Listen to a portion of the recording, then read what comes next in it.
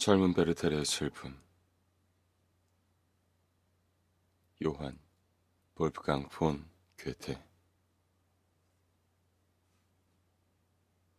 6월 19일. 일전의 내 이야기가 어디서 중단되었는지 모르겠군. 다만 내가 잠자리에 든 때가 새벽 2시였다는 것은 알고 있네. 그리고 만일 내가 편지를 쓰지 않고 자네와 직접 만나 노닥거리기라도 했다면 아마도 자네를 아침이 될 때까지 놓아주지 않았을 걸세. 무도회장에서 돌아오는 길에 일어난 일을 아직 이야기하지 않았지만 오늘도 역시 그런 이야기를 하기에 적절한 날은 아닌 듯 싶네. 그날의 일출 광경은 정말 볼만했네. 주변엔 온통 빗물을 머금은 숲과 생기에 넘치는 들판이 펼쳐져 있었지. 마차를 함께 타고 갔던 여자들은 꾸벅꾸벅 졸았네. 로테는 내게 그들처럼 잠시나마 눈을 감고 쉬라고 하더군. 공연히 자기를 의식해서 애써 체면 차릴 필요가 없다는 것이네. 나는 적어도 당신이 눈 뜨고 있는 모습을 보는 동안에는 아무 문제도 없습니다. 라고 말하고는 그녀를 빤히 바라보았네. 어쨌든 그녀의 집 앞에 도착할 때까지 우리 두 사람은 졸음을 잘 참았다네. 조용히 문을 열고 나오는 하녀를 보고 로테가 몇 마디 묻자 하녀는 아버님과 아이들 모두 잘 있으며 아직 취침 중이라고 하더군. 그참에 나는 그날 중으로 한 번 더 만나자고 부탁했고 그녀는 내 청을 들어주었다네. 그래서 곧 그녀를 다시 찾아갔네. 해와 달과 별은 제 역할을 묵묵히 수행했겠지만 나는 도무지 낮과 밤을 분간할 수가 없었네. 내 주위의 세상이 통째로 사라져버렸던 것이래. 6월 21일. 나는 신께서 성인들에게 마련해준 것 같은 행복한 세월을 보내고 있네. 앞으로 내게 어떤 일이 일어날진 알 수 없지만 지금까지 살아오면서 삶의 기쁨, 가장 순수한 기쁨을 맛보지 않았다고는 말할 수 없네. 자네는 나의 발하임을 잘 알 테지. 나는 그곳에 아예 터를 잡은 셈이네.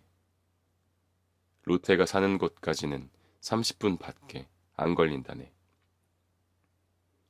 그곳에서 내 존재의 의미를 느끼며 인간에게 주어진 모든 행복을 누린다네. 발하임을 산책의 목적지로 삼았을 때 나는 그곳이 천국과 그렇게 가까운 거리에 있는 줄은 생각지도 못했네. 이제는 제법 멀리 도보 여행을 갈 때도 내 모든 바램을 간직한 그 수렵관을 때로는 산 위에서, 때로는 강 건너편의 평지에서 몇 번이고 바라보곤 했다네. 사랑하는 빌헬름, 나는 스스로를 확장시키고 새로운 것을 발견하기 위해 정처 없이 배회하는 인간의 욕망에 대해 곰곰이 생각해 보았네. 그리고 다른 한편으로 스스로 금욕하고 관습의 궤도 속에서 안주하고자 하며 우왕좌왕하지 않으려는 욕구에 대해서도 탐구해 보았네. 신기한 일이네. 이곳 언덕에서 저 아름다운 골짜기를 내려다 보노라면 주변의 모든 것이 나를 잡아 끄는 것 같으니 말일세. 저기 저 아담한 숲, 저 그늘과 어우러질 수 있다면, 저기 저 산봉우리, 저 산마루에 서서 광활한 지역을 전부 조망해 볼 수 있다면, 어깨동무하듯 서로 기댄 언덕과 정겨운 골짜기들, 아, 그 속에서 길이라도 잃어봤으면, 그곳으로 부랴부랴 달려갔지만 내가 원하는 것은 도무지 찾아볼 수 없었기에 곧 되돌아오고 말았네. 어쩌면 그곳은 미래만큼이나 아득하게 먼 곳일지도 모르네. 거대하고 어스름한 대자연이 우리의 영혼 앞에서 휴식을 취하고 그 속에서는 우리의 느낌도 우리의 눈도 흐릿해진다네. 그러면서도 우리는 무엇인가를 끊임없이 갈망하네. 우리의 존재를 바쳐서라도 유일무이하고 거룩한 감정의 희열을 경험하려는 그 간절한 열망 말일세. 하지만 우리가 아무리 발걸음을 재촉해 보아도 저곳이라는 이상이 이곳의 현실이 되어버리는 순간 모든 것은 원점으로 되돌아가 버리고 만다네. 그렇게 되면 우리는 결핍과 절박함 속에 머물게 되고 우리의 영혼은 사라져버린 활력소를 또다시 갈망하게 되는 게 아닐까. 지독한 역마살이 낀 방랑자가 결국에는 자신의 조국을 그리워하게 되는 것도 그런 이유에서겠지. 넓은 바깥 세상에서는 찾을 수 없었던 행복을 자신의 작은 오두막살이, 제 아내의 품, 자식들의 재롱, 그리고 가족을 부양하는 일에서 발견하는 것이지. 나는 매일 아침 날이 밝기가 무섭게 발하임으로 달려간다네. 그곳 주막집 정원에서 완두콩 몇 개 따가지고 와서는 콩깍지를 까면서 호메로스의 작품을 읽곤 한다네. 때로는 부엌에 들어가 냄비에 버터를 두르고 완두콩 꼬투리를 넣은 뒤 뚜껑을 덮고 앉아서 흔들어 줄 때도 있는데 그럴 때마다 무례한 페넬로페의 구혼자들이 소와 돼지를 도살한 후 잘게 토막을 내어 불에 굽던 광경이 생생히 떠오른다네. 부족 사회의 풍경만큼 내게 평온하고도 진실한 감정을 북돋아 주는 것은 없다네. 그런 삶의 모습을 어떤 가식도 없이 나의 생활 방식에 투영시킬 수 있다니 천만 다행이네. 이제 직접 재배한 양배추를 식탁에 올리고 사람들의 소박하고 순수한 기쁨을 느낄 수 있다는 것은 정말이지 기분 좋은 일이야. 양배추만이 아니네. 그것을 심었던 아름다운 아침과 모든 화창했던 날들, 물을 주면서 무럭무럭 자라나는 모습에 기뻐했던 고즈넉한 저녁. 이 모든 걸 한순간에 만끽할 수 있었다네. 6월 29일. 엊그저께 내가 롯데 동생들과 땅바닥에 주저앉아 놀고 있을 때 시내에서 의사 한 분이 이곳 행정관을 찾아왔네. 어떤 녀석들은 내 몸에 기어올라 매달리는가 하면 또 몇 녀석들은 짓궂은 장난을 걸어오기도 했네. 나도 질세라 아이들을 간지리면서 한바탕 야단 법석을 떨었지. 그런데 그 의사 양반은 생각이 무척이나 편협한 형편없는 소인이더군. 대화 중에 소맷불이 주름을 잡지 않나 연신 옷깃에 장식을 잡아당겨 펴대는 꼴이라니. 그런 그가 내 모습을 보고 품위와는 담쌓고 지내는 인간으로 여겼으리라는 것은 그 표정만 봐도 알 수 있었네. 그러나 나는 아랑곳 않고 이성을 팔러온 약장사의 말을 무시한 채 무너져 내린 아이들의 종이집을 다시 세워주었네. 그 후로 의사 양반은 온 시내를 누비고 다니면서 안 그래도 버릇없던 행정관 집 아이들을 베르테르가 완전히 버려놓았다며 탄식을 늘어놓았다네.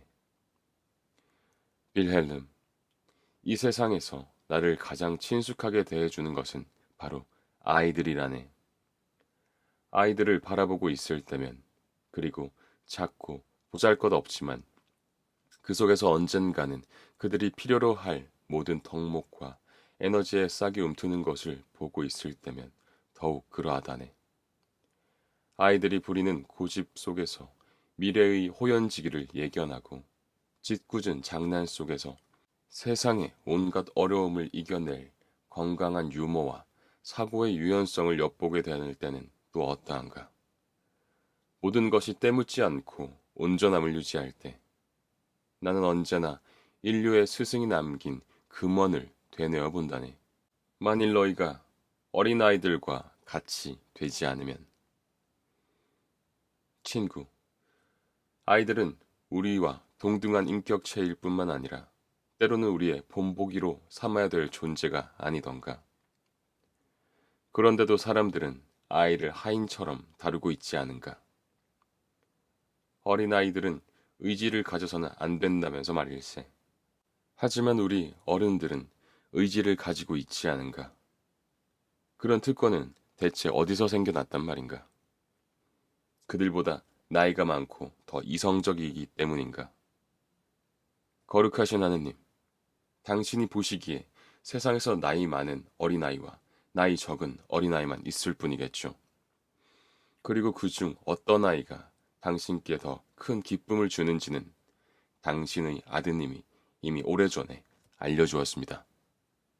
그러나 사람들은 그분을 믿으면서도 그분의 말씀에는 귀 기울이지 않습니다. 그것도 오래된 습관이지요. 자신의 기준에 맞춰 아이들을 교육시키고 있으니 말입니다. 잘 있게, 비렐름. 더 이상 떠들고 싶지 않군. 7월 1일. 환자에게 로테가 어떤 존재인가는 내 경험에 비추어 짐작할 수 있네. 병상에서 죽어가는 사람들보다 지금 내 신경이 더 괴롭다네. 로테는 시내에 사는 성품이 올곧은 어느 부인 집에 며칠 다녀올 모양이더군. 의사들이 그러는데 임종을 목전에 둔 그 부인은 자신의 마지막 순간에 로테가 함께 해주길 바란다더군. 나는 지난주에 로테와 함께 성 어떤 마을에 있는 목사댁을 다녀왔네.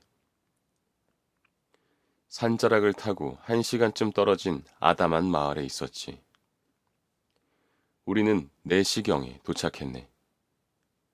로테는 둘째 여동생을 데리고 갔지. 키 큰 호두나무 2그루가 뒤덮고 있는 목사관으로 들어서자 선량한 인상의 노 목사가 현관 앞 벤치에 앉아 있더군. 목사는 로테를 보자 기운이 난 듯 반색하며 지팡이도 잊은 채 그녀를 맞으러 일어서는 것이었네. 로테는 대바람에 달려가서 그에게 자리에 앉으시라 권했네. 그리고 자기도 그 옆에 앉아 아버지의 안부를 전했네. 그러고 나서 노 목사가 나이 들어 얻은 추접하고 꾀재재해 보이는 늦둥이를 한번 안아주더군. 로테가 그를 대하는 모습을 자네도 보았어야 하는데 반쯤 가는 귀가 먹은 노 목사를 위해 한껏 목청을 높여 건강하던 젊은 사람들이 느닷없이 사망했다는 소식과 카를스바트 온천의 탁월함에 대해서 이야기를 해주었네. 또 올 여름 그곳에 다녀오기로 결심한 노 목사를 추워 올려주고는 먼저 번에 배웠을 때보다 훨씬 정정해 보인다는 말도 잊지 않더군. 그참에 나는 목사 부인께 정중히 인사를 드렸네.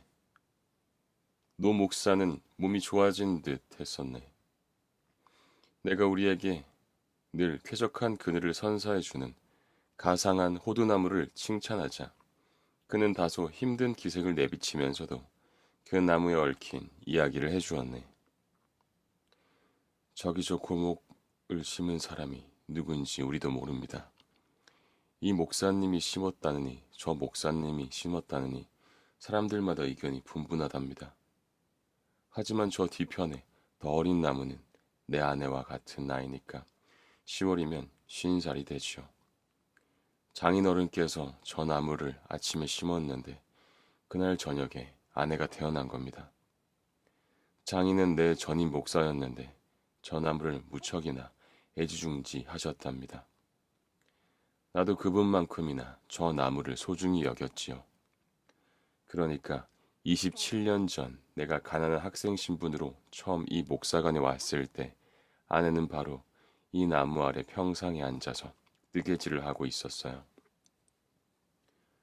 로테가 목사에게 딸의 안부를 물었더니 딸은 슈미트 씨와 함께 목초지 일꾼들에게 갔다더군.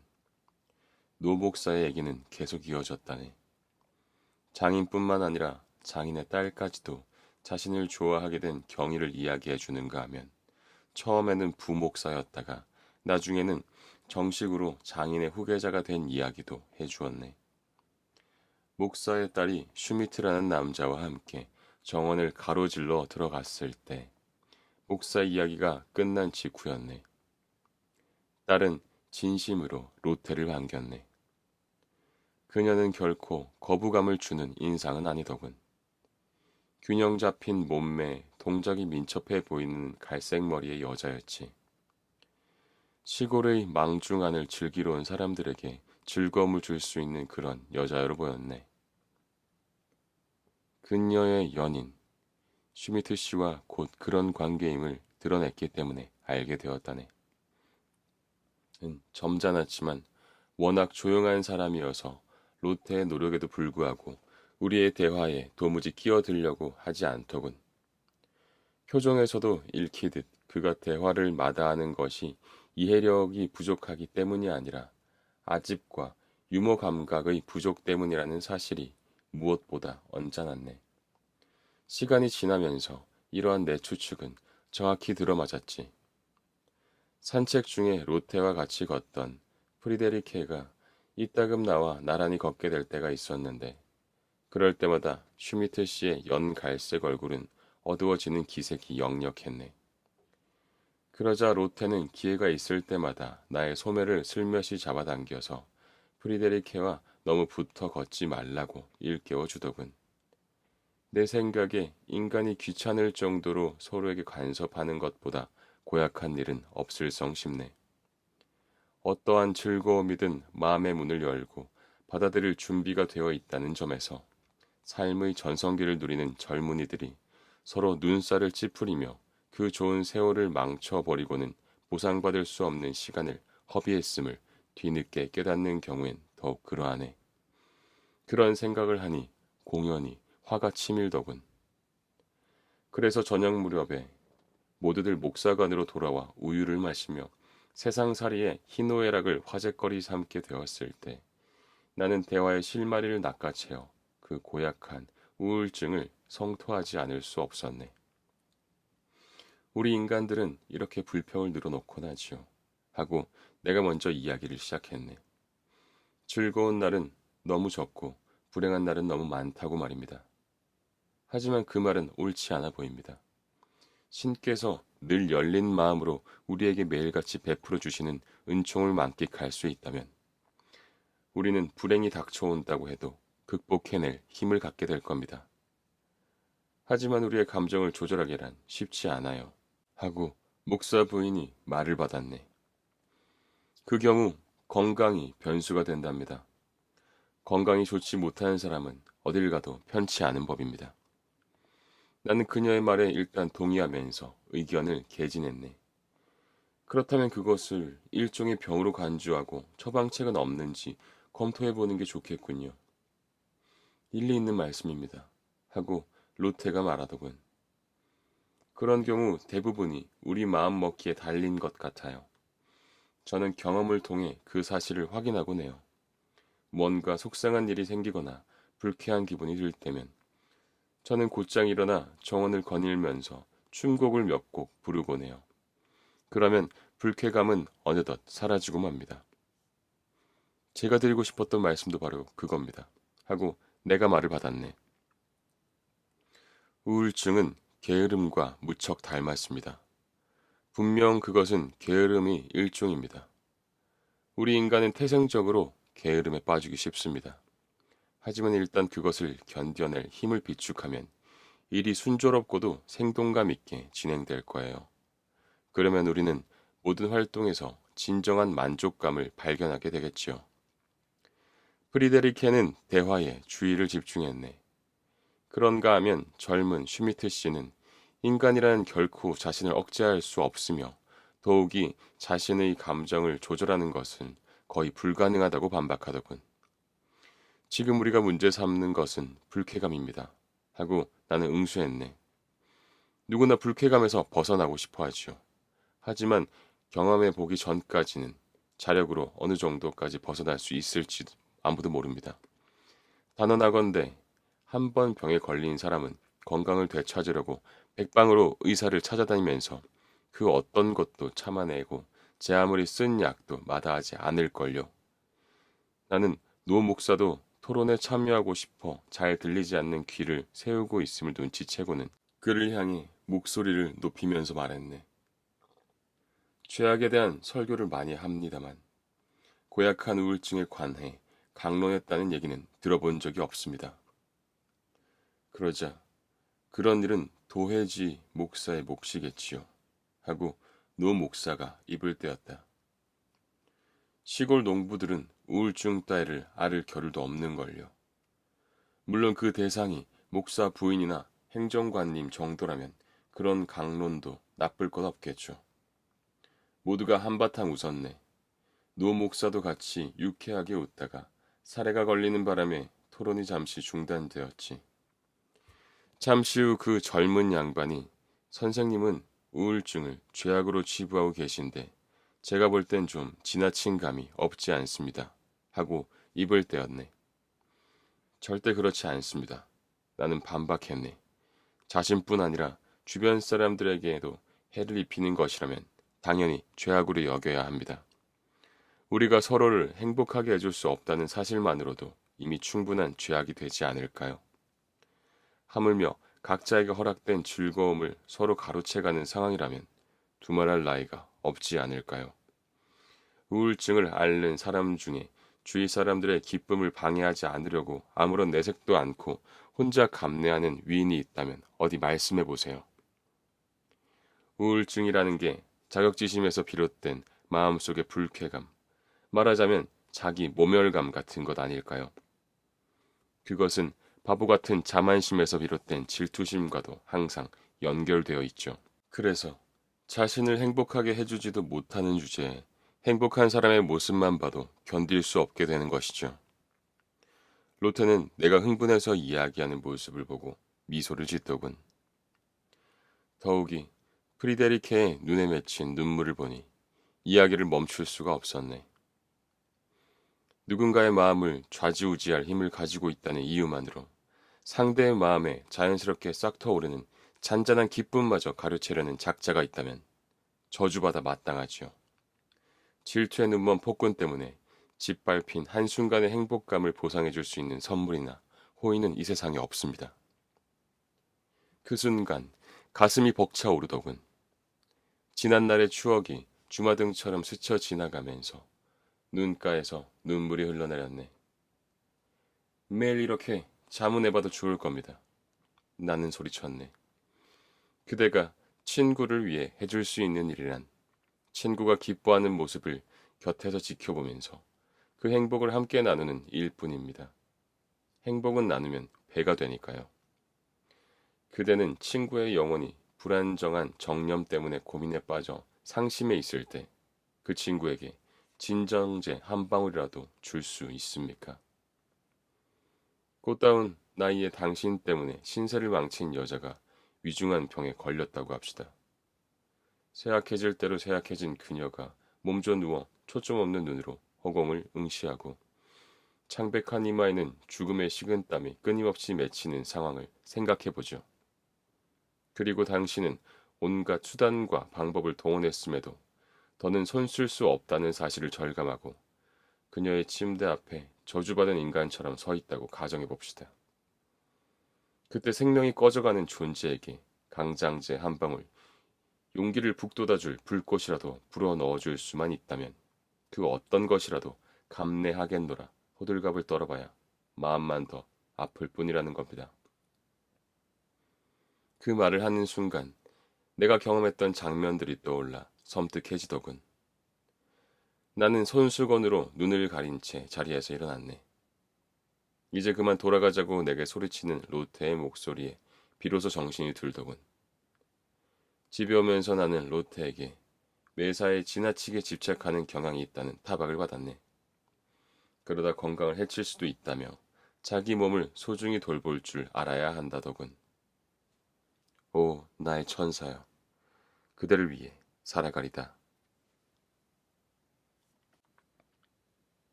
7월 6일. 로테는 아직 사경을 헤매는 여자친구의 집에 머물고 있네. 늘 한결같고 배려가 많은 다정한 여인이 아닐 수 없네. 그녀의 눈길이 닿기만 해도 고통은 줄어들고 사람들은 행복해진다네. 어젯밤 그녀는 마리아네와 어린 말헨을 데리고 산책을 나갔네. 그 사실을 사전에 알고 있던 나는 도중에 합류할 수 있었다네. 우리는 1시간 반쯤 걷다가 시내로 되돌아왔네. 그러고는 샘물가로 갔지. 그 샘물가는 예전에도 아꼈던 곳이지만 지금은 그때보다 몇 갑절 더 소중한 장소가 되어버렸다네. 로테가 나지막한 돌담 위에 올라앉았고 우리는 그녀 앞에 모여서 있었네. 나는 주변을 둘러보았지. 그러자 사무치게 외로웠던 시절이 눈앞에 생생히 떠오르더군. 그래서 나는 말했네. 내 소중한 샘물이여. 시원한 내 곁에서 휴식을 취해본 지도 오래되었구나. 너를 쳐다볼 겨를도 없이 정신없이 지나친 적도 덜어 있었지. 그러고는 아래쪽을 내려다보니 말헨이 물 한 컵을 들고 황급히 올라오는 것이 보이더군. 나는 로테의 얼굴을 물끄러미 바라보았네. 그 순간 로테가 얼마나 소중한 존재인가를 새삼 절감했네. 그 사이에 말헨이 물컵을 들고 우리 곁으로 다가왔지. 마리아네가 컵을 받아들려고 하자 말헨이 무척이나 귀여운 표정으로 소리를 지르더군. 안 돼요. 로테 언니가 제일 먼저 마셔야 해요. 그렇게 소리치는 아이의 순진무구한 마음씨에 절로 감탄이 나오더군. 절로 감탄이 나오더군. 아이를 들어올려 힘차게 뽀뽀를 해주는 것 외에는 내 감정을 표현할 길이 없었네. 그런데 말해는 느닷없이 소리를 지르며 울기 시작하더군. 당신이 잘못하셨어요. 하면서 로테가 나섰네. 그 말을 들으니 적잖이 당황스럽더군. 로테는 이리와 말헨 하고 달래듯 말하면서 아이의 손을 잡고 계단을 내려갔네. 여기 깨끗한 물로 얼른 씻어. 어서. 그러면 괜찮아질 거야. 나는 우두커니 서서 그 아이가 물에 적신 작은 손을 부지런히 뺨을 비벼대는 모습을 물끄러미 보기만 했지. 아이는 이 신비스러운 샘물로 온갖 더러움과 수치심을 말끔히 씻어내면 흉측한 수염이 나지 않으리라는 것을 믿는 것이었네. 흉측한 수염이 나지 않으리라 믿는 것이었네. 이제 그만해도 돼. 로테가 말했지만 다다익선이라는 듯 열심히 씻어내더군. 빌헬름, 자네니까 하는 말이지만 나는 세례식도 그처럼 숙연한 마음가짐으로 참석하지는 않았던 것 같네. 로테가 다시 위로 올라오자 그녀 앞에 기꺼이 무릎이라도 꿇고 싶은 심정이었네. 민족을 대신해서 속죄했던 예언자를 대하듯 말일세. 나대 빌름. 낮에 받은 감동의 여운이 가시지 않아서 저녁에 이 얘기를 한 남자에게 털어놓았네. 풍기는 지성미만큼이나 인간미도 있어 보이는 양반이었지. 하지만 그의 반응은 의외더군. 그건 로테가 아주 잘못한 것 같군요. 라고 말하는 것이었네. 아이들이 그런 근거 없는 소리를 믿게 해서는 안 됩니다. 그것이 많은 오류를 일으키고 미신을 부추기는 원인이 된다는 걸 알아야 합니다. 아이들이 미신에 노출되지 않도록 어른들이 일찍부터 예방해 줘야 하는 이유도 거기에 있습니다. 그가 여드레 전에 세례를 받았다는 사실이 떠올라 잠자코 들어주기로 하고 다만 마음속으로 한 가지 진리를 읊조려 보았네. 신이 우리를 대하는 대로 우리도 아이들을 대해야 한다는 진리 말일세. 신은 우리로 하여금 즐거운 망상을 통해 황홀감을 맛보게 함으로써 우리에게 가장 큰 행복감을 주신다네. 7월 8일. 난 어쩌면 이토록 어린아이 같을까. 눈길 한번 받아보겠다고 이렇게 떼를 쓰니 말일세.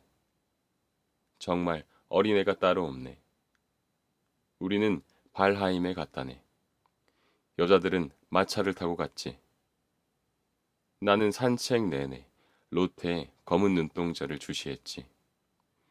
이런 바보 같으니 나를 용서해주게. 하지만 자네도 그 눈동자를 직접 보았어야 하네. 간단히 이야기해야겠군. 졸린 탓인지 자꾸 눈이 감기네. 여자들은 마차에 올라탔고 젊은 W, 젤슈타드, 아우드란, 그리고 나까지 모두 네 사람이 마차 주위에 둘러서 있었네. 산책 중에 못다한 얘기를 나누고 있었지. 남자들은 다들 밝고 쾌활했네. 그 와중에도 나는 로테의 눈길을 갈망했네. 하지만 그녀의 시선은 이 사람 저 사람에게로 끊임없이 옮겨 다니더군. 그런데 내게는 단 한 번도 머물지 않더군. 그래서 체념한 채 혼자 시큰둥하게 서 있었지. 나는 마음속으로 수천 번도 넘게 안녕이라는 인사를 건넸네. 하지만 그녀는 내게 눈길조차 주지 않았네. 마차가 출발해버리자 불현듯 눈물이 핑 돌더군. 나는 그저 떠나가는 로테를 목성하는 것으로 만족했네. 그런데 갑자기 그녀의 머리 장식이 마차 문 밖으로 삐죽 나오는 것이 보이더군. 그녀가 뒤를 돌아다 본 것이었네. 아, 나를 쳐다봤을까? 친구, 나는 아직도 그게 궁금해서 갈피를 못 잡고 있다네. 틀림없이 나를 돌아본 것이겠지. 그렇겠지. 잘 있게. 아, 난 정말 어쩔 수 없는 어린애일세.